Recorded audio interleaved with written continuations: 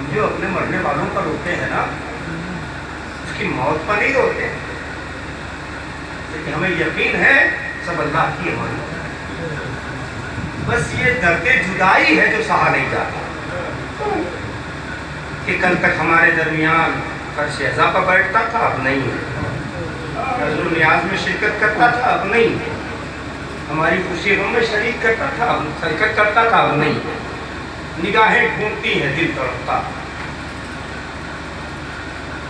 ورنہ ہمارے یہاں موت کا کوئی تصور ہی نہیں، ہمارے یہاں موت آتی ہے مگر شہادت کی چادر اوڑھ کے آتی ہے۔ عزاداران مظلوم کربلا،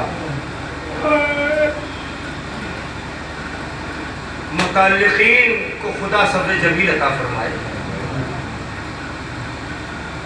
لیکن مرحوم آپ بڑے خوش نصیب تھے کہ جس عقیدے پر آپ نے آنکھیں کھولی تھیں اسی عقیدے کے ساتھ دنیا چھوڑی، اور اس کا سب سے بڑا ثبوت یہ مجمع ہے۔ یہ مجمع ہر ایک کی تعزیت میں نہیں چاہتا۔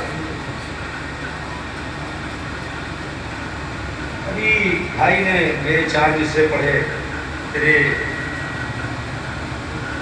زبان سے کئی بار سن چکا ہوں مگر تیرے ضمیر کے اندر بسائے تھے۔ ایک اور شعر مجھے اپنا جاتا ہے، ہم لوگ ہر کسی پہ آنسو نہیں بہاتے، جن کی فضیلتیں ہیں بس ان کا مرثیہ ہے۔ ہم اس لیے نہیں روتے کہ حسین مار ڈالے گئے، ہم اس لیے نہیں روتے کہ علی اکبر شہید کر دیے گئے، ہم اس لیے نہیں روتے کہ عباس کے بازو ختم ہو گئے، ہم اس لیے روتے ہیں کہ جن کا حق تھا تو انہیں پلکوں پر بٹھایا جاتا، ان کے پاؤں کی جوتیوں کو اپنے سر کا تاج بنایا،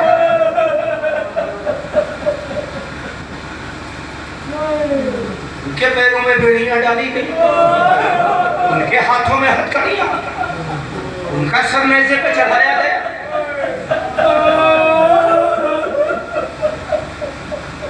عزاداران مظلوم کربلا، مجھے مرحوم کے بارے میں زیادہ واقفیت نہیں، لیکن آپ کا اکٹھا ہونا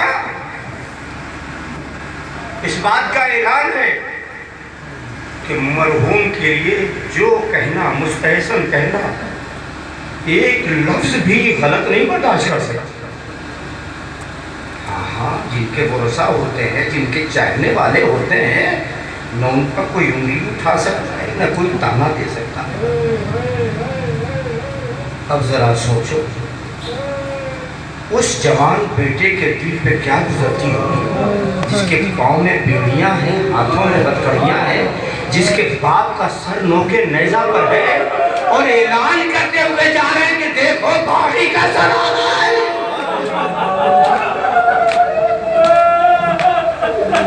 تماشائی تماشا دیکھو،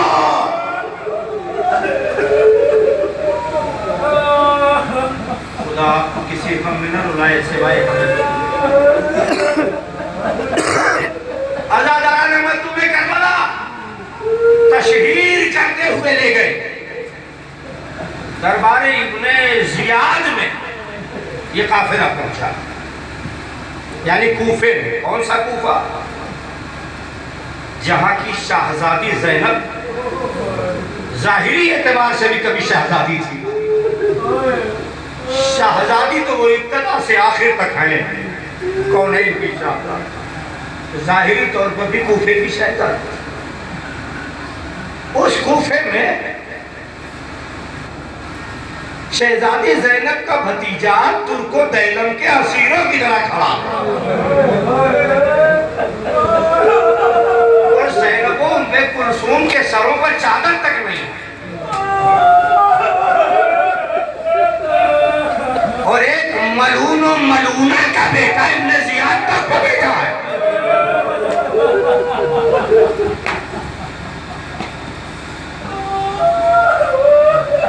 اب میں اور کیا پڑھوں؟ خطیب نہیں رلاتا ہے، آل محمد کی غربت رلاتی ہے، اور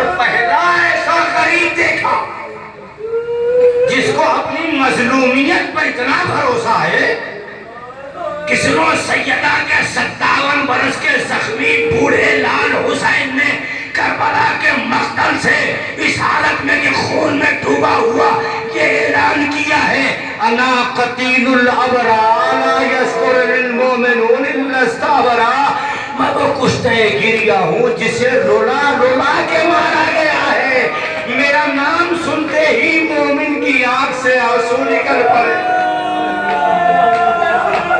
اپنی مظلومیت پر اتنا بھروسہ،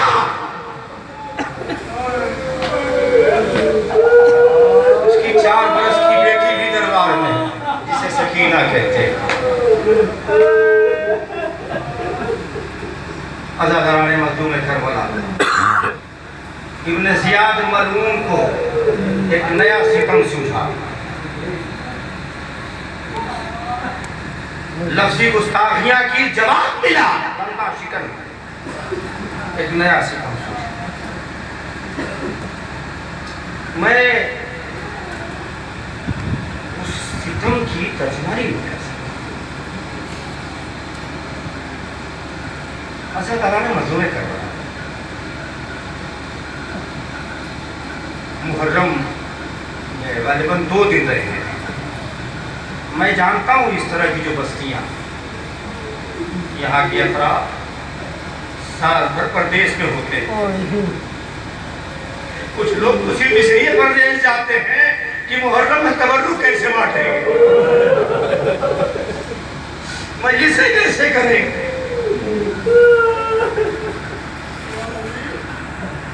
اچھا پردیس جاتے ہیں آپ، وہ جن پردیس میں رہتے ہیں، ایک نفسیاتی بات کرو، جب یہاں سے پردیس جانے والا پردیس میں اگر کامیاب ہو جاتا ہے، ترقی کر لیتا ہے، بزنس اچھا ہو جاتا ہے، اچھی جاب مل جاتی ہے، تو انتظار کرتا رہتا ہے کہ اہل وطن میں سے کوئی آئے تو دعوت میں بلائے۔ اگر وہ اس تک نہیں پہنچ پاتا تو یہ کوشش کرتا ہے کہ اس کو بلائیں، اپنے پہچانوائیں، کیوں؟ دیکھے گا تو خوش ہوگا کہ ہمارا بھائی پردیس میں خوشحال ہے، اہل وطن کو جا کے بتائے گا سب خوش ہوگا، ہے نا؟ ہوتا ہے کہ نہیں ہوتا؟ اچھا یہی منظر بدل جاتا ہے، ایک اچھے گھر کا فرد خوشحال خانوادے کا پردیس میں جائے، خدا نہ کرے لٹ جائے، حالات خراب ہو جائے، فاقوں کی نوبت آ جائے، تو اگر وہ کوئی اہل وطن میں سے نظر بھی آتا ہے تو نظر چرا لیتا ہے، کہیں اس کی نظر نہ پڑ جائے۔ اس حالت میں دیکھے گا تو کیا سوچے گا؟ میں مصائب پڑھ چکا عزاداروں۔ ابن زیاد ملعون نے ایک سپاہی سے کہا زندان سے اسے لاؤ جو بڑا عاشق علی ہے، سمجھ نہیں آیا مختار کو لانے کو کہا جا رہا ہے، سجاد بے چین ہو گئے کہ مختار اس حالت میں۔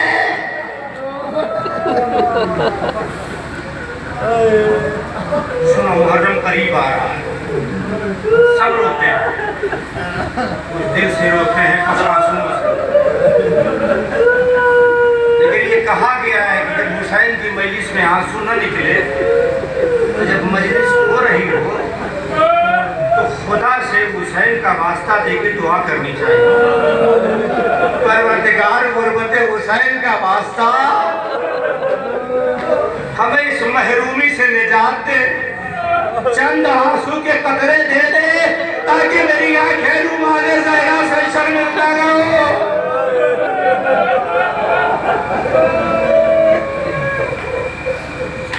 ختم ہو گئی مجلس، سپاہی گئے، زندان کا دروازہ کھلا، عشق علی سے سرشار، دیوان علی مختار مصروف عبادت سے کہا چلو، حاکم نے بلایا، راستہ دو، مجھے پیچھے چلنے کی عادت نہیں، دربار میں لایا گیا، آگے کھڑے ہو گئے، وہ بھی جھگڑے ہوئے زندگیوں میں۔ وہ ایک مرتبہ کسی نے کہا کہ مختار تم نے امیر کو سلام نہیں کیا، مختار نے شان سے سر اٹھایا، مالی امیر سے بد اٹھائے، हुसैन के अलावा मेरा कोई अमीर नहीं। ये जवाब सुनकर इब्न ज़ियाद चिल्ला उठा और मुख्तार को घूर के देखता और कहता, मुख्तार हुसैन से मिलोगे?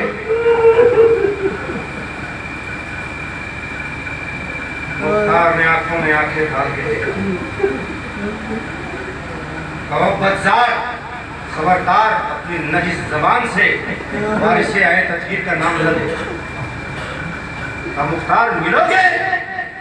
अभी मिलवा सकता हूँ।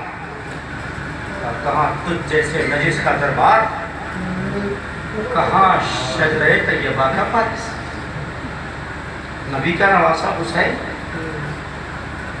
मुझे जोश न दिया, अपनी गंदी जबान से मेरे आका का नाम न लेना। मेरे साथ जो करना है कर। अगर आका के खिलाफ एक लफ्ज बोले तो तेरी खैर नहीं है।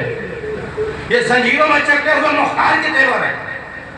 एक मरतबा इब्न ज़ियाद ने इशारा किया, एक तश लाया गया, तो कपड़ा पड़ा हुआ था, कपड़ा हटाया गया।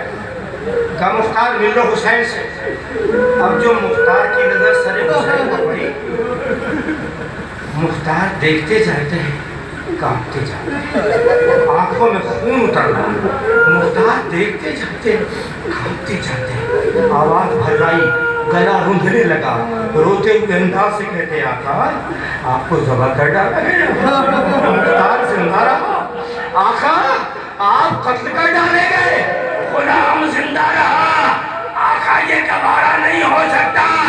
या अली कह के अंगड़ाई ली, जंजीर टूटी, एक सिपाही की तलवार छीनी, चाहा कि इब्न ज़ियाद को कत्ल कर दे। पुष्ट पैक नहीं गुनाहगार हाथ आया। ए चचा मुख्तार, जंग न करना। मुख्तार ने पलट के देखना चाहा, आवाज आई पलट के ना देखना। बबियों के सरों पर चादर नहीं। खत्म हो गई मजलिस। आखिरी जुमला जब याद आए रो लेना। मुख्तार ने आवाज पहुंचाई, पहचान ली।